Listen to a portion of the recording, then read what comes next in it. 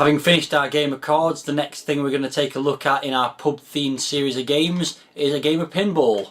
3D pinball to be precise. So as you can see, it's a Mastertronic Plus release. Got the logo 3D pinball at the top there, and then the word tilt just thrown in there as well, just for the sake of it, because tilting is a commonly known term in pinball. And we've got sort of on the table view of the pinball machine with the bumpers and flipper and the ball. Not really very spectacular. Spine just says 3D pinball on, and as you can see it's a $2.99 release. And on the back we've got 3 screenshots which look pretty much identical of the pinball table in 3D as you'd expect. And the blurb, high speed action awaits you in the super realistic pinball simulation. Inside we've got some comprehensive loading instructions, high score, how to create one, well, by being good at pinball I suppose. A nice diagram of the actual pinball table inside there with a key to all the different areas of it, and lots of info about those areas. Rollover lanes, black hole, bumpers, hairpin, tombstone targets. It's got quite a lot of features that you'd find on a real pinball table, which is quite promising.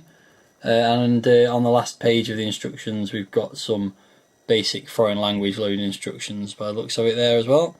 And it says at the bottom there, Commodore 64 version by Stephen Walters. So this is the game loaded up. There's no title screen to speak of. There's just this scrolling message across the top, which you can see there, programmed by Steve Walters. It's referred to as Pinball Power within the game rather than 3D Pinball, and as you can see it's copyright Mastertronic 1989. That's pretty much it. As you saw there, it said press F1 to start, so we'll do that.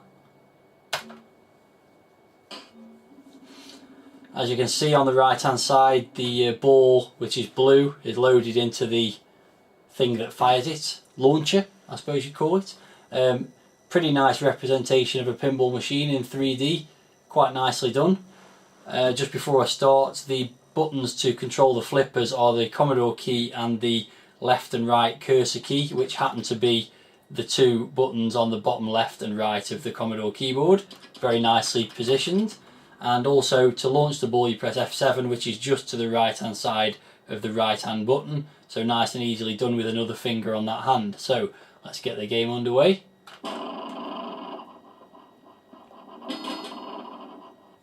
So as you can see, the pinball bounces around. As it gets closer to the front of the screen it gets bigger, so nice 3D representation.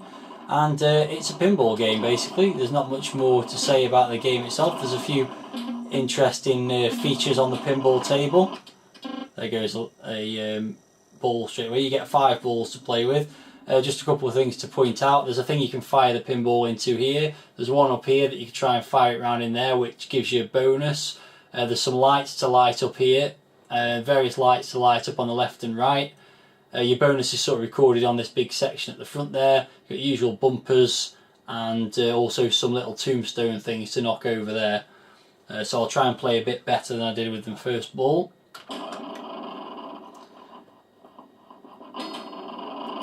Quite nice sound effects of the ball rolling around. Quite like them. Flippers work reasonably well. Sometimes you'd expect it to fire it a bit further if you're hitting it right at the end of the flipper. It's not the fastest game of pinball I've ever played, but I have to admit I'm pleasantly surprised by this game. I wasn't expecting it to be particularly great. Oh, there goes another ball. It has the usual features of pinball, which is sometimes you've got no control over where the ball goes and it just goes out and you can't do anything about it. It's actually a really good simulation of pinball, and probably one of the best simulations of pinball done on the Commodore 64, at least as far as I'm aware. I'd even go so far as to say it's a better simulation of pinball than things like Pinball Dreams and Pinball Fantasies on the Amiga and Mega Drive and so on, purely because it's got this 3D effect, whereas they were more of a 2D thing. Obviously they had more features and music and things like that, but as an out and out simulation of pinball, obviously it's never going to be as good as playing the real thing. That tactile feel of playing pinball can't be matched by a computer game, but it's pretty good. This black hole that it keeps falling in at the top there, that does increase your bonus, and that's definitely where the source of the most points. But yeah, the sounds are pretty basic apart from the noise of the balls very cool. You get some nice noises when you hit the bumpers at the top there as well. There goes another one. As you can see, your bonus counts down and gets added to your score at the end of each ball. So we've got 2 more left. Probably the only criticism, apart from the fact that the flippers don't always flip the ball very far up, is that there's no variety, there's no different tables to play. It would have been quite cool if they'd had a different style of table to play on the other side of the tape or something like that. I also should mention it takes next to no time to load. I think the game was probably loaded in about 3 minutes tops, which is also quite good for those of you who are still using a tape player to load your games. The one thing I haven't been able to show yet is the feature where you whack the ball up here.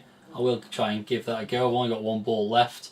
And also these 3 lights at the top, you can actually move which ones are lit up by pressing the left and right flippers, which allows you to light all 3 up if the ball goes through and have a bit of control over that. So I'll see if I can also demo that. So there's one. As you can see, each time I move the flipper, the position of the lit up one changes. And if you get lucky, you can get all 3 of them.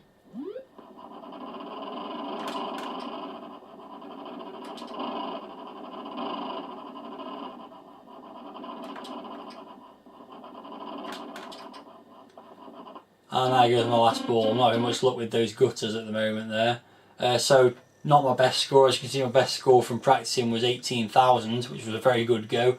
I will give it another go and just see if I can demonstrate this section, but otherwise there's not a lot else to say. It's a nice little game, worth $2.99, I would say so. Obviously there's the argument that you could go and put, or you could have back in then, probably have 15 games of pinball for £3, but since you couldn't bring a pinball machine home, this is actually a really good interpretation of a pinball machine. So yeah, good stuff.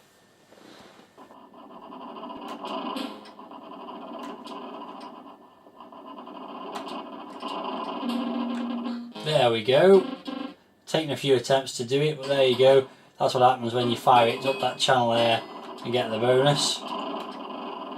And that's pretty much demonstrated everything there is to demonstrate about the table.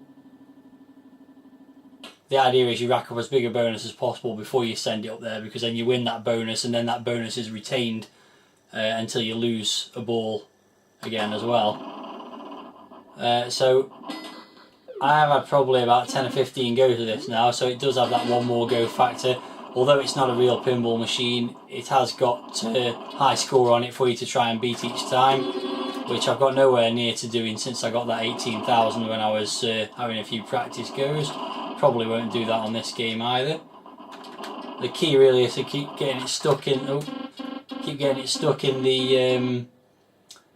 The black hole at the top there, which gives you 3 or 4 bonus points each time. Each of those bonus levels is worth 100 points, so when you get it up to 20 or 30 you're getting quite a big score. So I'm just going to carry on finishing this game and that'll do, and we'll move on to the next pub game very soon.